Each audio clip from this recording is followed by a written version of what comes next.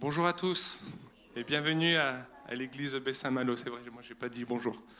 Le culte participatif ce matin, pour ceux qui ont l'habitude, je n'ai pas besoin de vous faire le serment, mais pour ceux qui ne connaissent pas, c'est un plaisir de vous le présenter, a pour vocation de venir vous titiller, vous qui êtes membre de l'église, pour venir partager la parole de Dieu, partager ce que le Seigneur a mis sur votre cœur. Et oui, pour certains, affronter une montagne. Et moi, le premier, c'est vrai que avec le temps, on commence à avoir l'habitude de parler, mais au début, ça fait toujours tout drôle d'arriver pour les premières fois. Moi, je me rappelle les premières fois, on bégaye un peu, on transpire, on a peur, mais le Seigneur fait son œuvre et on avance. Donc, c'est vraiment une joie pour moi de vous présenter les trois de ce matin. Et petite part d'humour, j'en veux presque à Monsieur Loïc Rouet, parce qu'il m'a piqué mon sujet de la semaine dernière. Pour ceux qui ne savent pas, ça sera mis sur YouTube. Il a parlé de Jésus le chemin. Et le thème de ce matin, c'est Jésus le chemin. Donc, c'est pas grave. Et j'encourage mes trois, parce que vous inquiétez pas, ce que Lolo a dit, c'est bien. Et ce que vous allez dire, ça va être aussi bien. Et ça sera complémentaire. Donc, je vais inviter ma première intervenante, Geneviève. Je vais commencer par la plus jeune. Et... Voilà, c'est ça. Viens, Geneviève. Alors effectivement, Loïc a parlé de Jésus le chemin. Alors je vais vous parler aussi de mon chemin personnel. Première diapo. Alors c'était donc le 24 juillet. Samuel m'a demandé de participer. Et ce jour-là, c'était Valérie qui aussi chantait. Et voilà. Nous marchons tous à ta suite, Jésus notre roi. Tu es le chemin, la vérité, la vie, la lumière sur mon sentier. Et en plus, elle l'a répété ce matin. Diapo. J'ai le chemin. D'abord, qu'est-ce qu'un chemin ? C'est un point c'est une voie d'accès, qui va d'un point A à un point B. Et c'est aussi une conduite à tenir pour arriver à un résultat. Et le résultat, sur la diapo suivante, on y arrive, encore une autre, la suivante, voilà. Hop.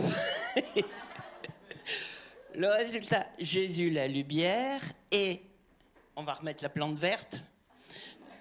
La plante verte, c'était quoi ? C'était ma foi avant ma rencontre avec le Christ. J'étais chrétienne, j'étais catholique, mais ma foi, c'est un peu comme cette plante verte qui dépérissait régulièrement. Elle n'était pas alimentée, elle était dans un sol qui n'était pas riche, et voilà, je dépérissais littéralement. Et puis un jour, j'ai rencontré l'Église. Ça n'arrive pas, c'est pas grave. Il y a un bug. Bon, l'Église a déversé sur moi une pluie de versets. Ma foi, qui était donc la plante verte que vous ne voyez pas, elle s'est mise à grossir. Voilà, ça c'était avant, donc la plante verte triste. Et après, diapo suivante.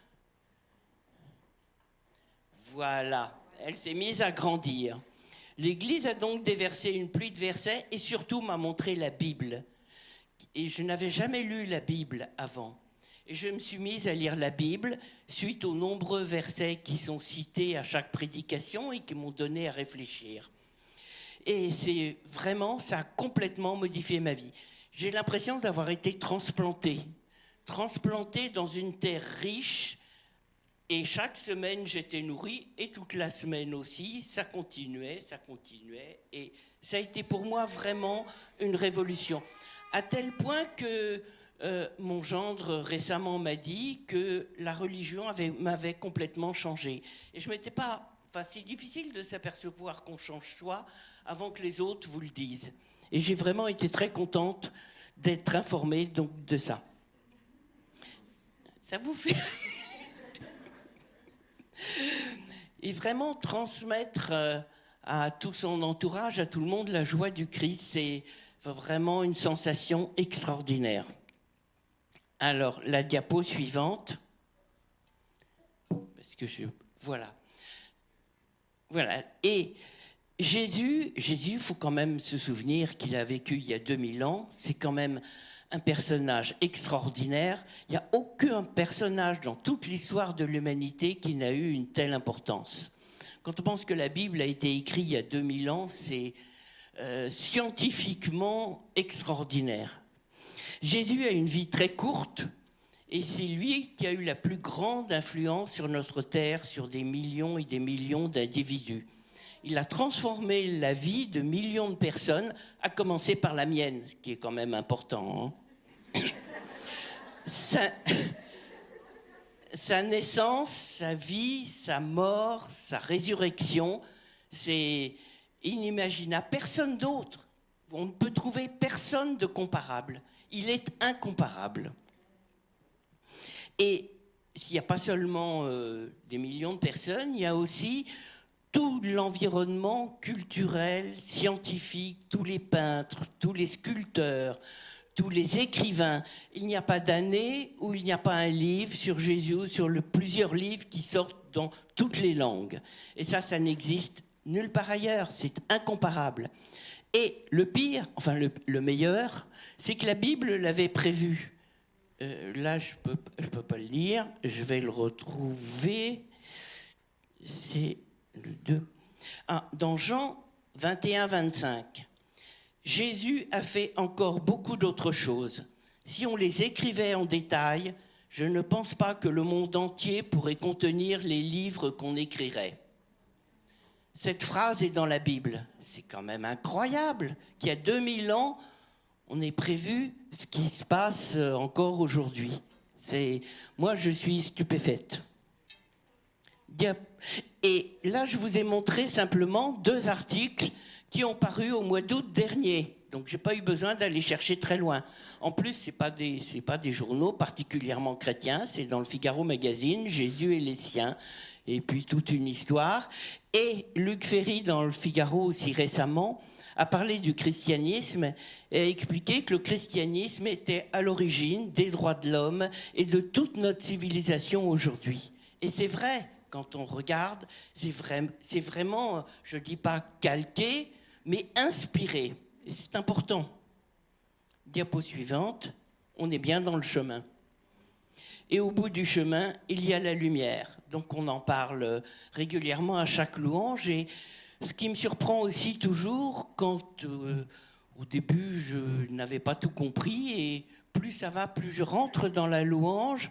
Et la louange est vraiment une résonance entre les versets de la Bible, entre la vie, entre l'Ancien et le Nouveau Testament.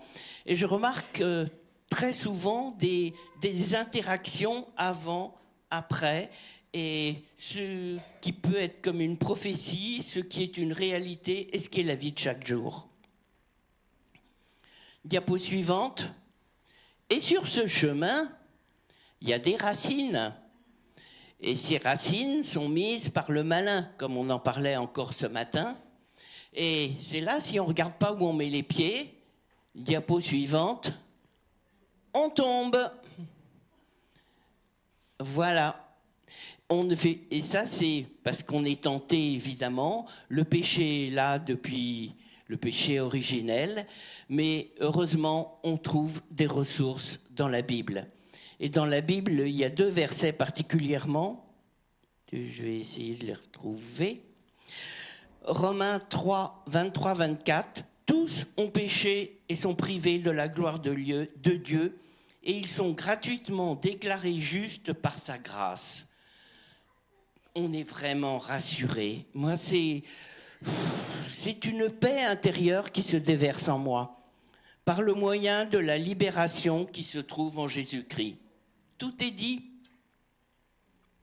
Et dans Romains 12, 21, ne te laisse pas vaincre par le mal, mais sois vainqueur du mal par le bien. Eh bien, vraiment, là, il n'y a vraiment plus rien à rajouter. Hein. On connaît notre chemin, on sait ce qu'il est possible de faire et ce que l'on doit faire. Et c'est facile, c'est très facile. Diapo suivante. Voilà, alors sur le chemin aussi, qu'est-ce qu'on trouve? des galets. Et les galets ne sont pas là pour vous faire trébucher, mais pour vous faire avancer. Alors là, c'est quelques versets de la Bible qui m'ont particulièrement séduite. Alors, Josué 1, 9, « Ne t'ai-je pas ordonné, fortifie-toi et prends courage. Ne sois pas effrayé ni épouvanté, car l'Éternel, ton Dieu, est avec toi où que tu ailles. » D'ailleurs, ça a été dit encore ce matin, avec des mots différents, mais c'était vraiment le sens de la phrase. On sait que Dieu est avec nous tous les jours aussi. Il y a un autre verset. Un autre de Corinthiens qui m'avait été donné sur une petite carte la première ou la deuxième semaine où je suis venu ici. Que tout ce que vous faites se fasse avec amour. Corinthiens 16, 4.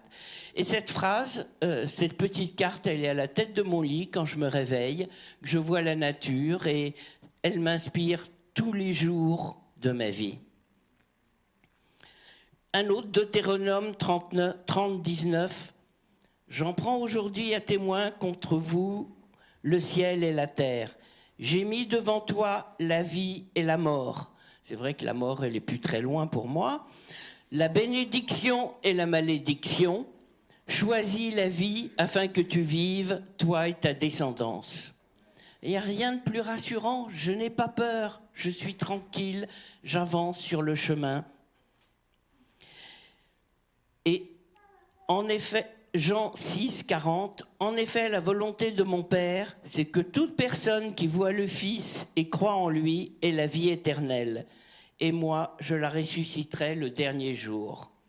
Et ben voilà, c'est la paix, la tranquillité, le calme, l'assurance, la belle vie, la vie extraordinaire. Dernière diapo. Jésus, le chemin.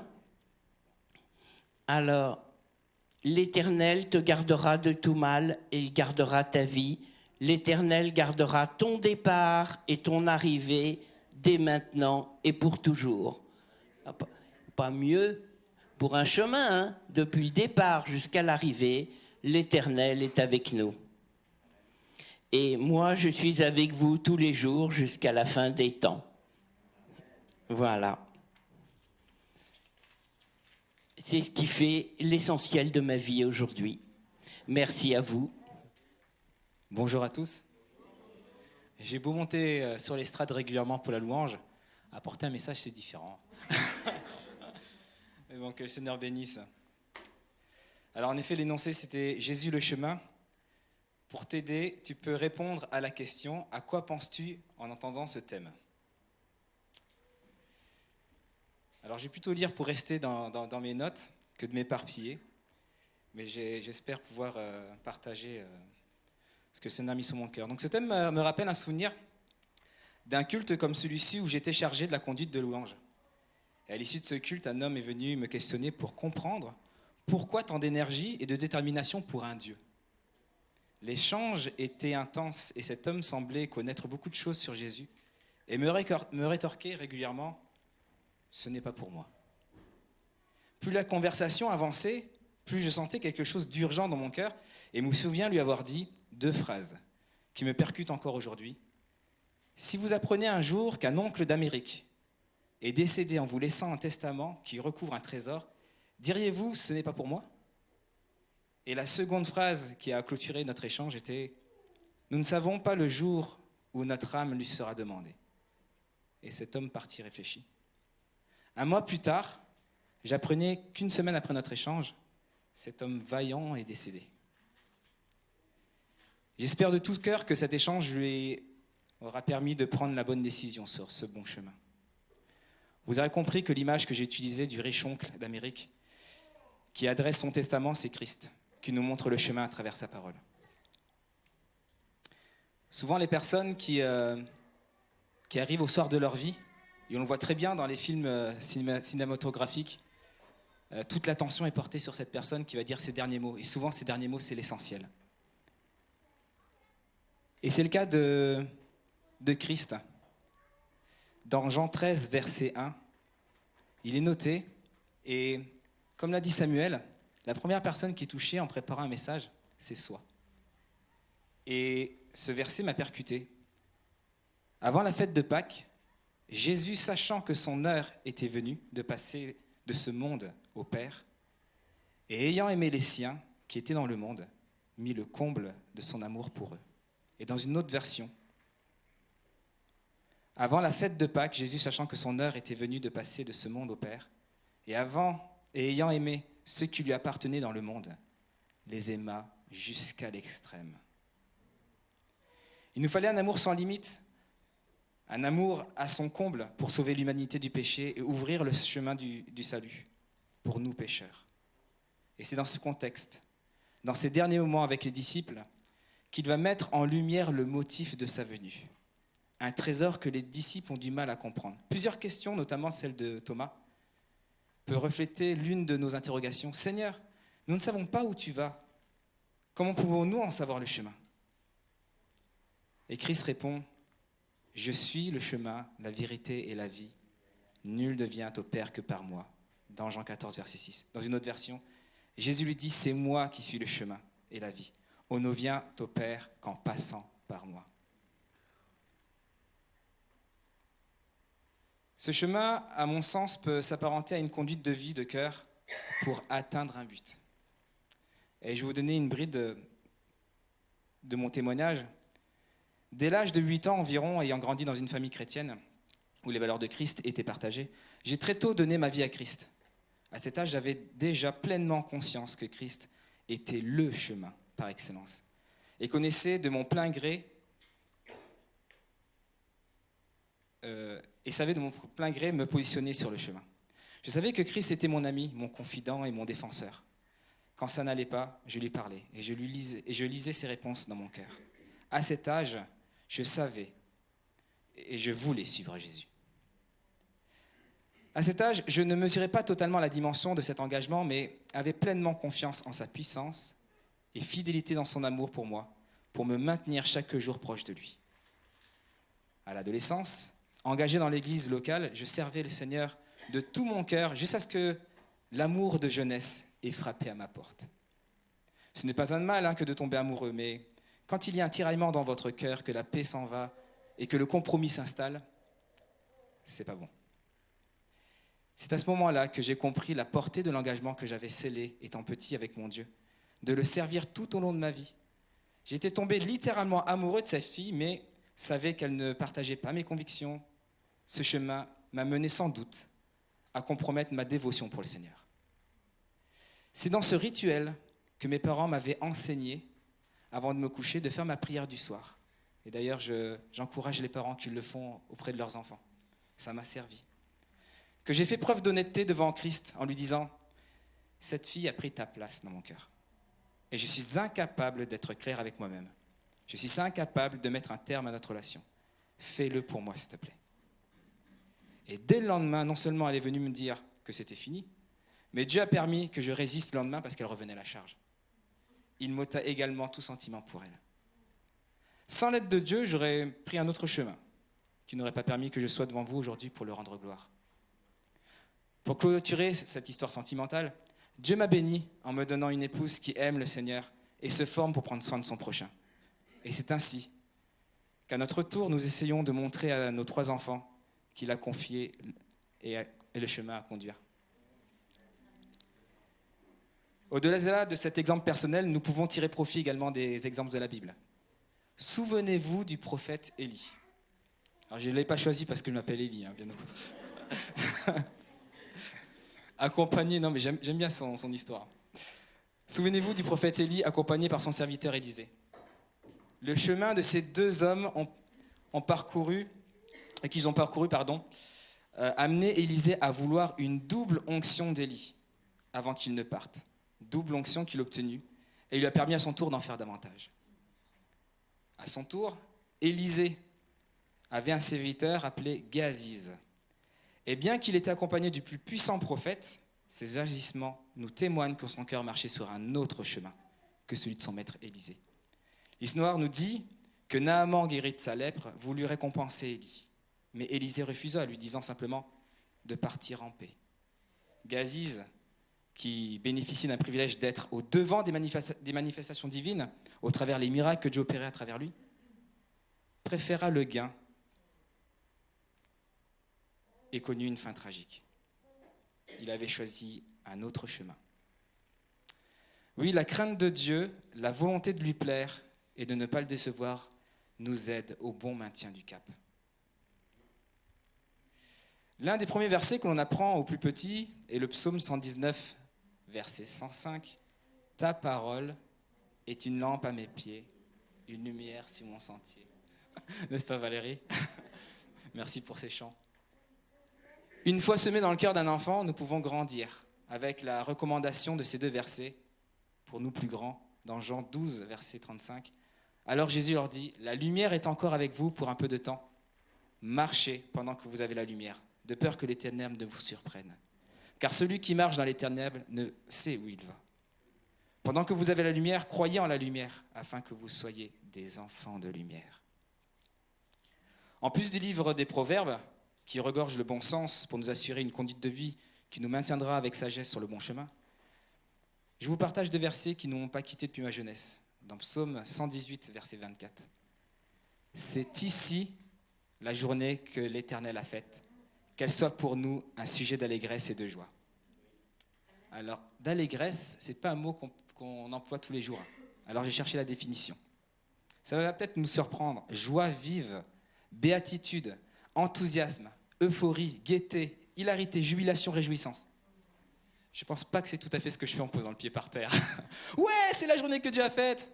Non, pas toujours, et que le Seigneur me pardonne. Mais c'est vrai, je suis sauvé. Et pourtant, je peux me lever en me disant, Seigneur, quoi qu'il m'arrive aujourd'hui, même si je venais à mourir subitement, je dois être heureux parce que ma vie est sauvée. Et je terminerai dans tes bras d'amour. Matthieu 6, verset 33 nous dit, et je chéris ce verset, mais cherchez premièrement, et vous pouvez terminer cette phrase, le royaume de Dieu et sa justice. Et toutes choses vous seront données par-dessus tout. Ouais, toutes choses. J'aimerais terminer avec ce verset que Dieu a dit lorsqu'il avait rassemblé ses disciples, qu'il avait partagé ce repas, et qu'ils avaient appris que Christ allait être crucifié, que votre cœur ne se trouble point. Ils avaient raison de s'inquiéter. Leur maître, le sauveur, allait mourir. Mais nous n'avons pas de raison de nous inquiéter. Notre sauveur est vivant. Que votre cœur ne se trouble point. Croyez en Dieu et croyez en moi. Il y a plusieurs demeures dans la maison de mon Père. Si cela n'était pas, je vous l'aurais dit. Je vais vous préparer une place. Et lorsque je m'en serai allé, et que vous aurez préparé une place, je reviendrai et je vous prendrai avec moi, afin que là où je suis, vous y soyez aussi. Vous savez où je vais, et vous en savez le chemin. Amen. Bonjour. Je confirme, entre louange et ça, pas pareil. Ça tourne.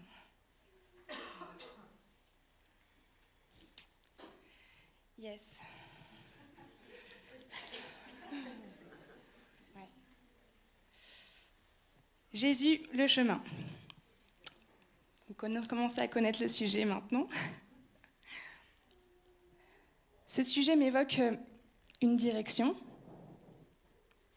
avec une promesse d'un cœur à cœur.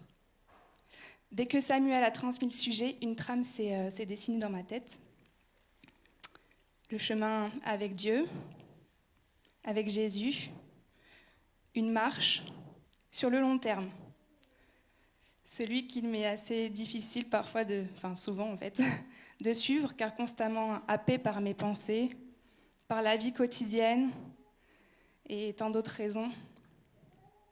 Oui, le suivre, me rapprocher de lui, être avec lui, parce que convaincu qu'en étant proche, je serai inondée de ses pensées et non des miennes.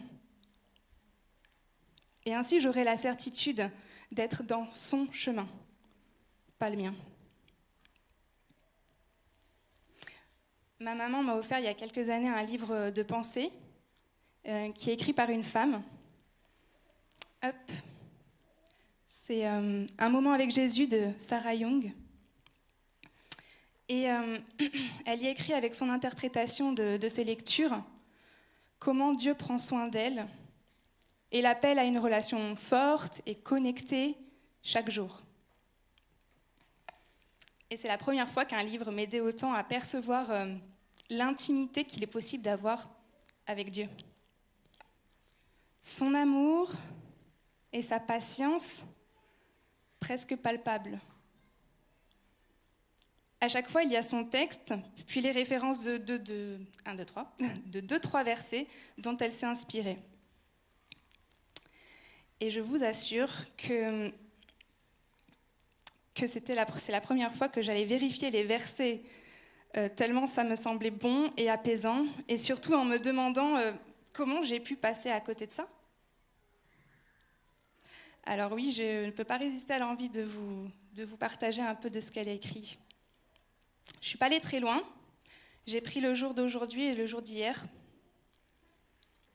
Donc, hier, le 3 septembre.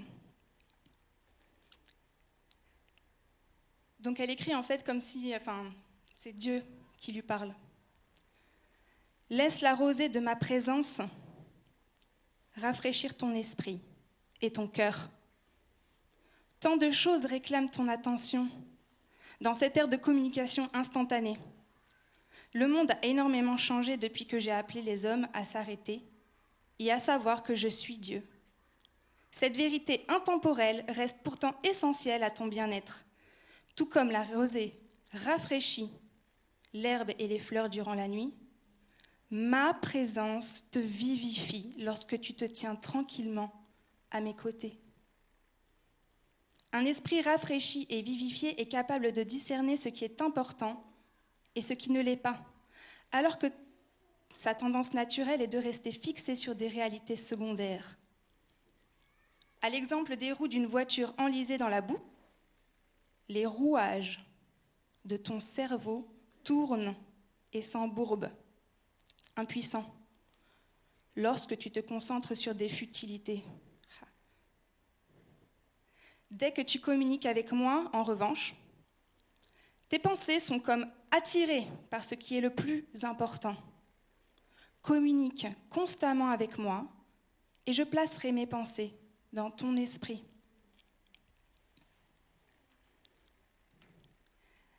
Par exemple, dans cette pensée-là, elle s'est tirée du psaume 46, verset 11, de Luc 10, versets 39 à 42, et 1 Corinthiens 14, verset 33. Je vais vous les lire. L'Éternel des armées est avec nous. Le Dieu de Jacob est pour nous une haute retraite. Luc 10. Elle avait une sœur appelée Marie qui s'assit aux pieds de Jésus et écoutait ce qu'il disait. Marthe était affairée aux nombreuses tâches du service. Elle survint et dit « Seigneur, cela ne te fait-il rien que ma sœur me laisse seule pour servir ? Dis-lui donc de venir m'aider. » Jésus lui répondit « Marthe, Marthe, tu t'inquiètes et tu t'agites pour beaucoup de choses, mais une seule est nécessaire. Marie a choisi la bonne part. Elle ne lui sera pas enlevée. » Et dans 1 Corinthiens, « Car Dieu n'est pas un Dieu de désordre, mais de paix. » Dans la pensée du 4 septembre, je vous la lis. « Tout près de moi, tu es en sécurité. Dans l'intimité de ma présence, tu reçois l'énergie nécessaire. Où que tu te trouves dans le monde, tu te sens chez toi lorsque tu prends conscience de ma proximité. Depuis l'épisode de la chute, l'homme éprouve un profond sentiment de vide que seule ma présence peut combler. Je t'ai conçu pour une communication étroite avec ton Créateur. Combien j'aimais me promener dans le jardin avec Adam et Ève avant que le diable ne parvienne à les tromper. Lorsque tu communies avec moi dans le jardin de ton cœur, nous sommes tous les deux bénis. C'est ma manière de vivre dans le monde, à travers toi. ensemble, nous allons repousser les ténèbres, car je suis la lumière du monde. Je suis la lumière du monde. Cette pensée-là elle l'a donc tirée du psaume 32, verset 7, Genèse 3, versets 8 à 9, et Jean 8 à 12. Je vais vous les lire. Psaume 37. Tu es un abri pour moi. Tu me préserves de la détresse. Tu m'entoures de chants de délivrance. Genèse 3. Alors ils entendirent la voix de l'Éternel, Dieu, qui parcourait le jardin vers le soir. Et l'homme et sa femme se cachèrent loin de la face de l'Éternel Dieu, au milieu des arbres du jardin. Alors ils entendirent la voix de l'Éternel Dieu, qui parcourait le jardin vers le soir. Et l'homme et sa femme se cachèrent loin de la face de l'Éternel Dieu, au milieu des arbres du jardin. Oh, pardon, je l'ai lu 2 fois. Je ne sais pas ce qui s'est passé. Jean 8. Jésus leur parla de nouveau et dit, « Je suis la lumière du monde. Celui qui me suit ne marchera pas dans les ténèbres, mais il aura la lumière de la vie. » D'un autre côté, un autre point m'est apparu en plongeant dans cette étude. Ça m'a fait penser aux 4 évangiles, le parcours qu'a vécu Jésus et les disciples qui ont été appelés et l'ont suivi tout au long de son chemin.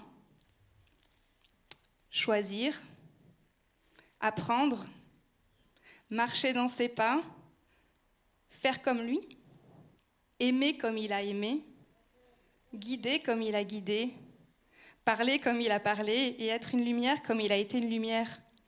Jésus nous appelle à le suivre.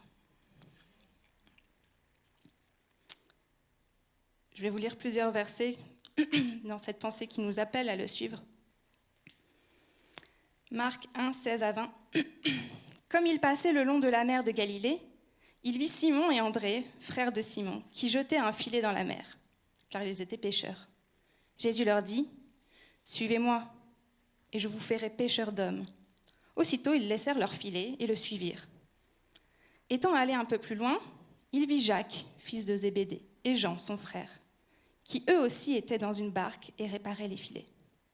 Aussitôt, il les appela, et laissant leur père Zébédée dans la barque avec les ouvriers, ils le suivirent. Matthieu 9, 9. De là, étant allé plus loin, Jésus vit un homme assis au lieu des péages qui s'appelait Matthieu. Il lui dit, « Suis-moi. » Cet homme se leva et le suivit. Marc 2, verset 14. En passant, il vit Lévi, fils d'Alphée, assis au bureau des péages. Il lui dit, « Suis-moi. » Lévi se leva et le suivit. Puis, Luc 9, puis il dit à tous, « Si quelqu'un veut venir après moi, qu'il renonce à lui-même, qu'il se charge chaque jour de sa croix et qu'il me suive. » Jean 8, 12. Jésus leur parla de nouveau et dit, « Je suis la lumière du monde. Celui qui me suit ne marchera pas dans les ténèbres, mais il aura la lumière de la vie. » Jean 21, verset 22. Jésus lui dit, « Si tu veux qu'il demeure jusqu'à ce que je vienne, que t'importe, toi, suis-moi. »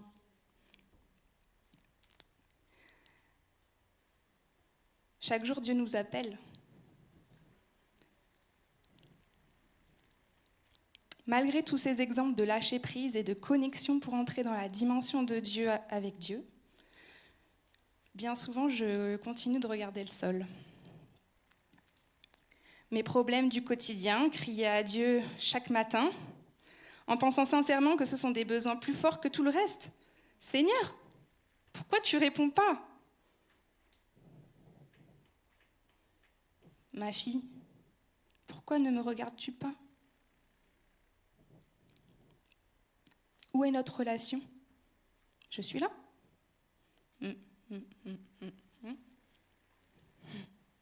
J'ai ce don incroyable de me couper de mon Créateur, commençant bien trop souvent la journée en apnée et la finissant en syncope.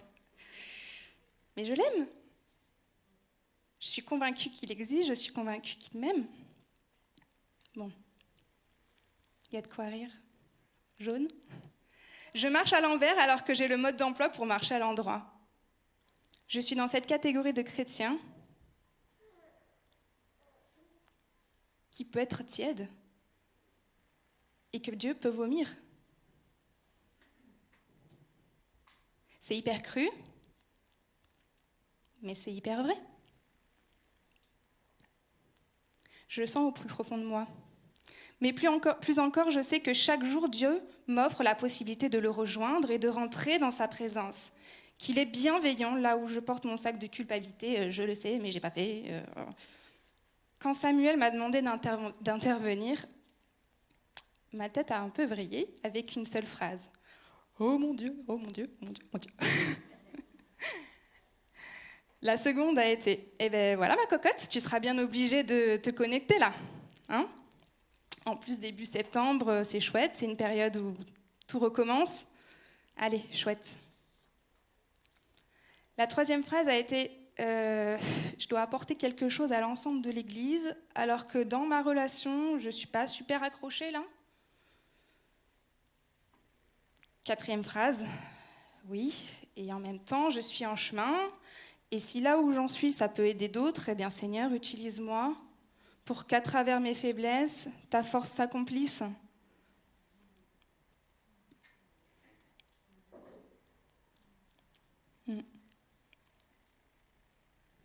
Jésus, le chemin. C'est l'histoire d'une vie. C'est un tâtonnement, un parcours, un rapprochement constant. Et même si aujourd'hui je peux témoigner que je n'y arrive pas tous les jours, que c'est loin d'être inné, je peux aussi affirmer que c'est dans cette connexion que nous marchons réellement dans son chemin. Celui qu'il a prévu, différent pour chacun d'entre nous. Je peux l'affirmer parce que je l'ai déjà vécu et c'était hyper, méga, top, trop bien, génial. Je me suis retrouvée à lire des choses là, retrouver le même sujet ailleurs. En discutant avec d'autres personnes, les versets me parlent et le partage se crée. La vie prend une autre dimension, passant de 2D à 3D. Waouh, c'est fort. Le cœur, il est renouvelé, l'esprit aussi. Et je pense pouvoir dire sans trop hésiter que le Saint-Esprit, il est à l'œuvre dans ces cas-là. Dans cette démarche, je nous invite à trouver des écrits ou des personnes qui nous aident à entretenir cette connexion, à prier avec d'autres, à lire la Bible avec d'autres, ou seul, si on y arrive, à passer du temps dans la louange. Souvent, quand j'ai cette déconnexion et que je viens pour chanter le dimanche, en plus en étant dans le service, je suis censée être affermie. Ben non, je suis désolée, je ne le suis pas toujours en fait. Mais le fait de préparer les chants me plonge dans sa présence et me reconnecte. C'est très important pour moi d'être à la louange parce que justement, je sais que j'aurais tendance à parfois lâcher. Et grâce à la louange, j'entretiens obligatoirement la relation.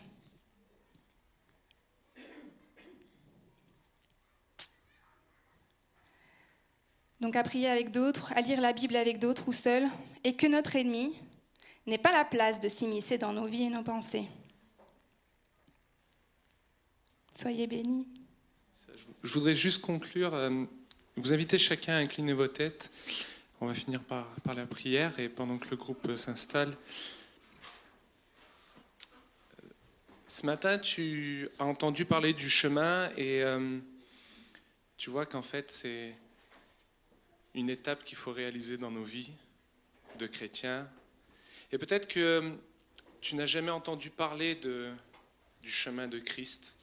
Alors je t'invite ce matin à accepter Christ dans ta vie, à plier le genou devant lui et à déclarer qu'il est ton Seigneur et Sauveur. Et le chemin devant toi va s'ouvrir parce que, comme Élie nous l'a rappelé, comme Geneviève l'a appelé et Mélissa, il est le chemin, la vérité et la vie.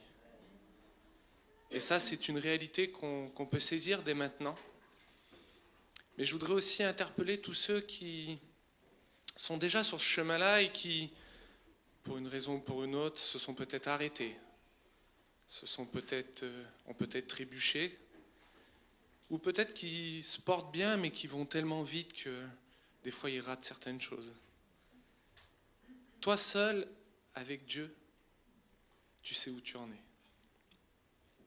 Et ma prière ce matin, c'est de nous rappeler que nous marchons sur le chemin, non pas seuls, non pas désarmés, mais accompagnés de Christ lui-même. Celui qui était un Dieu et s'est fait homme, a marché sur cette terre et a fait couler son sang pour toi, pour moi. Et lui, il a décidé de t'accompagner chaque jour. Que ce soit du lever jusqu'au coucher, il est là à tes côtés. Alors oui, merci. Merci Jésus parce que tu nous accompagnes. Et je continue à prier parce que je me dis, Seigneur, ce que Mélissa nous a partagé en dernier est tellement vital, la communion fraternelle. Oh, combien de fois nous avons l'habitude de faire les choses seuls ou avec toi personnellement, mais tu nous rappelles que c'est ensemble que nous nous soutenons, que c'est ensemble que nous partageons les choses, que c'est ensemble que nous voyons mon frère, ma sœur réussir avec toi, et ça nous encourage à persévérer, à avancer. Alors oui, Seigneur, peut-être que nous ne sommes pas tous au même endroit sur ce chemin, mais c'est là la chose extraordinaire que tu as faite.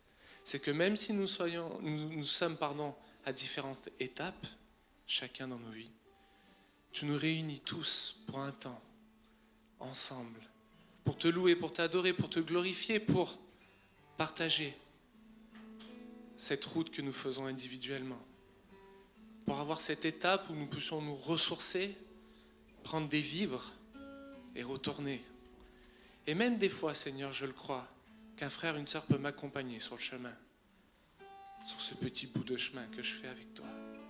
Alors merci Papa, parce que ce chemin ne se finit pas. J'aime Geneviève qui me rappelle qu'il y a encore plus à faire. Ah, oh, sois loué et sois glorifié parce que chaque jour suffit sa peine, Seigneur, avec toi. Alors conduis-nous sur ce chemin et que surtout par-dessous tout, Jésus, toi, tu éclaires nos pas. Amen.